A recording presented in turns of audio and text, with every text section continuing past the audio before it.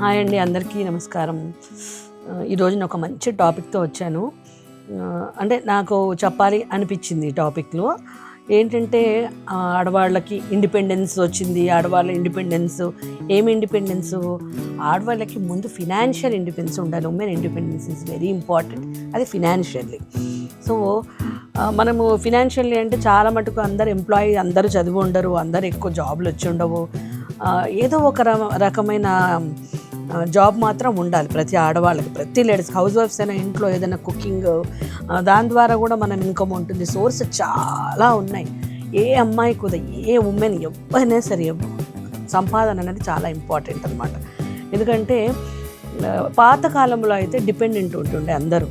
So అప్పుడు ఉమ్మడి కుటుంబాలు, జాయింట్ ఫ్యామిలీస్ అట్లా ఉండటం వల్ల ఎవరు ఆడవాళ్ళు ఇంట్లో పని సరిపోయేది. మగవాళ్ళు బయటకు వెళ్ళి వాళ్ళు సంపాదించి తెచ్చింది వాళ్ళు అడ్జస్ట్ చేసి పిల్లల్ని చూసుకుంటూ అప్పుడు డిపెండెంట్ ఉన్నా కూడా లేడీస్ చాలా హ్యాపీగా ఉండేవాళ్ళు.